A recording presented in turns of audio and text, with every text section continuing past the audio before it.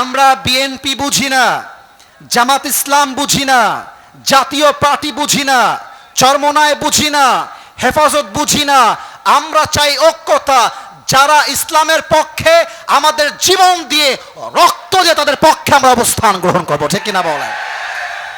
5 আগস্টের পূর্বে আমি নিজের চোখে দেখেছি, এখানে আমার মুরব্বীরা হয়তো বা এই বিষয়ে আমার সঙ্গে একমত পোষণ করবেন, তাফসীর মাহফিল করতে গেলেই পুলিশের পারমিশন নেওয়া লাগতো। আচ্ছা, আমি কি ভুল বললাম না ঠিক বললাম বলেন আপনারা সবাই? ডিসির দরবারে যাও, মেয়রের দরবারে যাও, আবার লিস্ট দেওয়া হতো অমুক অমুক কথা বলা যাবে না। আজকে এই দেখেন যুবক ভাইরা, মুরব্বীরা, মিডিয়ার ভাইরা, এই কথাটা আপনারা, অনেক মিডিয়ার ভাইরা আসছে তাই না? আজকে অনেকে আসছেন, সবাইকে বলবো আপনারা এই বগুড়া মাটির এই কথাটা কার্ড দিয়ে পুরো বাংলাদেশ দেখাবেন। আমি আবরারুল হক আসিফ আজ 1 সেপ্টেম্বর বগুড়ার শিবগঞ্জের ইউনাইটেড কলেজ ডিগ্রি কলেজের মাঠে ওয়াজ করছি। আমার ওয়াজে, আমার তাফসীরে কারো যদি দ্বিমত থাকে, কারো যদি বাধা দেওয়ার শক্তি থাকে, আসেন আমার মাইকটা আপনাকে ছেড়ে দিলাম, আপনি কেড়ে দেখান। আপনি যদি কাটতে আসেন, খোদার কসম করে বলছি আপনার 14 গোষ্ঠীর বংশ হয়ে যাবে বগুড়া ভাড়া। আমি বাংলার মানুষের জন্য একটা মেসেজ দিয়ে আমার তাফসীরে ফিরতে চাই। এবার যে বাংলাদেশে ইসলামের রাজ কায়েম করার সুযোগ এসেছে, আগামী 12 বছরে আসবে কিনা সন্দেহ রয়েছে। আমরা একটা কথা বলতে চাই, আগামী বাংলাদেশে আমরা কোনো নারীকে প্রধানমন্ত্রী হিসেবে দেখতে চাই না। আর একটু জোরে বলেন, আর একটু জোরে বলেন সবাই। 2 নাম্বার দাবির কথা বলে শেষ করতে চাই। আগামীর বাংলাদেশ, এমন এক প্রধানমন্ত্রী আমাদের বাংলাদেশে হবে, যেই প্রধানমন্ত্রী পার্লামেন্টে দাঁড়িয়ে বাংলার পক্ষে যেমন কথা বলবে, সেই প্রধানমন্ত্রীর যোগ্যতা এতটা হাই হবে, সেই প্রধানমন্ত্রী চাইলে জাতীয় মসজিদ বাইতুল মুকাররমে দাঁড়িয়ে জুমার খুতবা দেওয়ার যোগ্যতাও রাখবে বগুড়ার ভাড়া। জাতীয় মসজিদ বাইতুল মুকাররমের জুমার খতিব যদি হয় দেশের প্রেসিডেন্ট, সেই দেশে কি আর সুদ থাকবে? এত আস্তে কোন কেন? সুদ থাকবে, ঘুষ থাকবে। আমরা বিএনপি বুঝি না, জামাত ইসলাম বুঝি না, জাতীয় পার্টি বুঝি না, চরমনায় বুঝি না, হেফাজত বুঝি না। আমরা চাই ঐক্যতা। যারা ইসলামের পক্ষে আমাদের জীবন দিয়ে রক্ত দিয়ে তাদের পক্ষে আমরা অবস্থান গ্রহণ করবো, ঠিক কিনা বলেন? সর্বশেষ একটা কথা বলতে চাই। আল্লামা সাঈদী হুজুর নাম শুনছেন?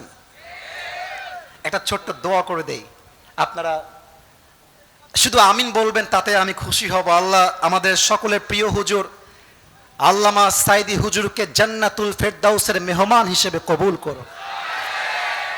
আমিনটাতে ভালোবাসা খুব বেশি একটা প্রকাশ পায় না। আরেকবার বলবেন আমিন, আরেকবার বলবেন আমিন। উনি বলে গিয়েছিলেন, এই দেশ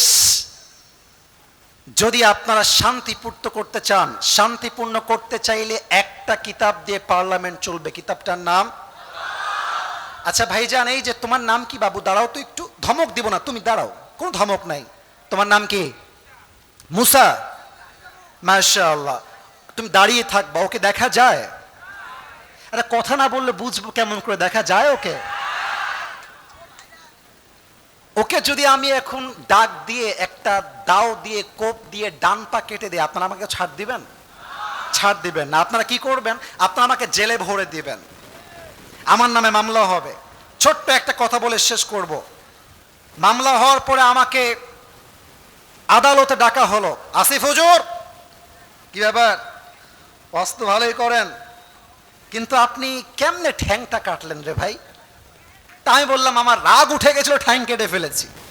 তো বাংলাদেশের যেই সুপ্রিম কোর্ট কিংবা আইনের যেই নিয়ম আছে, সেই নিয়মে আমার শাস্তি হলো 10 লক্ষ টাকা আর 1 বছরের জেল। বগুড়া ভাইদের বুদ্ধি চেক করতে চাই, বুদ্ধি আসলে আপনাদের কত বেশি, দেখা যাক আপনারা উত্তর করতে পারেন কিনা। আচ্ছা, আলু যে 5 কেজি নিয়েছেন, আলু যে 5 কেজি আছে, মরিচ যে 5 কেজি আছে, এটা বোঝার জন্য কি লাগে? রাইট আনসার, কি পাল্লা? এখন আমার বিচারটা সঠিক মাপে হলো কিনা এটা বোঝার জন্য একটা কাজ করেন, দাড়িপাল্লা নিয়ে আসেন, ওর ডান পা যে কাটছি দাড়িপাল্লার ডান দিকে দেন, 10 লাখ টাকা জরিমানা, 1 বছরের জেল বাম পাল্লায় দেন। টান মারেন তো উত্তর জোরে করবেন। একদিকে 10 লাখ টাকা 1 বছরের জেল, আর একদিকে ওর পা টাকা। যতই আপনি এই কাটা পা আর 10 লাখ টাকা দিয়ে টান মারেন সমান সমান হবে? আচ্ছা 20 লাখ টাকা দেন, সমান সমান হবে? কোরআন কি বলছে দেখেন, কোরআন বলছে চোখের বদলে চোখ, হাতের বদলে হাত, নাকের বদলে নাক, চোখের বদলে চোখ, পায়ের বদলে পা, জানের বদলে জান, ঠিক কিনা বলেন? এবার ওর ডান পা আমি কেটে দিয়েছি, আপনি আইন করে আমার ডান পা কেটে দেন। দাড়িপাল্লার ডান দিকে ওর ডান পা দেন, দাড়িপাল্লার বাম দিকে আমার ডান পা দেন। এবার টান দেন, দেখবেন দুইটা সমান সমান হয়ে গিয়েছে।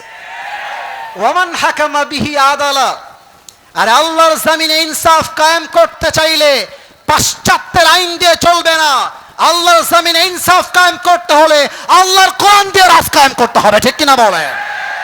আল্লাহ সেই বাংলাদেশ গড়ার তৌফিক দান করুক, পড়েন সবাই আমিন। আপনাদের বউ আছে কার কার একটু হাত তুলেন তো। বউ আছে, বউ আছে। ওরে সর্বনাশ, ওরে সর্বনাশ, হাত নামান। এবার হতভাগা যারা, যাদের বউটাও কেউ নাই, তারা হাত তোলো সবাই। ইন্না লিল্লাহ। স্যার কোথায় আপনারা সবাই, কোথায়? দেখেন তোমাদের বউ নাই?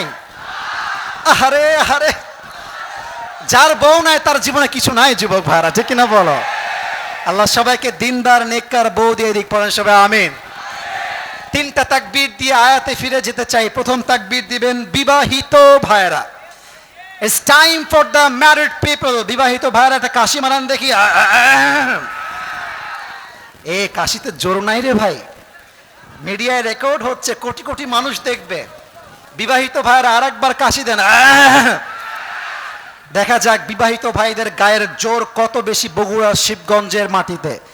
জাস্ট বিবাহিত ভাইরা allowed, single people they are not allowed. শুধু বিবাহিতরা তাকবীর দিবেন আমার সাথে, লিল্লাহি তাকবীর। এই সাউন্ড ভালো আছে। আজকে মনে হয় সিঙ্গেলরা হেরে যাবে। এবার সিঙ্গেলদের পালা, সিঙ্গেলরা কাশি দেওয়া। নাম্বার আপনারাই দিবেন, দেখা যাক কারা জিতে। সিঙ্গেল ভাইরা, বিবাহিত ভাইরা চুপচাপ। It's time for the single people. Single ভাইরা নারে তাকবীর। বিবাহিত ভাইরা আমাকে মাফ করে দিবেন, একটুর জন্য আপনারা হেরে গিয়েছেন। আজকে বিজয়ের মালা সিঙ্গেলদের গলায় পরিয়ে দেওয়া হলো, ঠিক কিনা বলেন? এবার আর কোনো ভাগাভাগি নাই, সবাই মিলে তাকবীর হবে, তাফসীর শুরু হবে। সবাই একটা কাশি দেন, এমন কাশি দিবে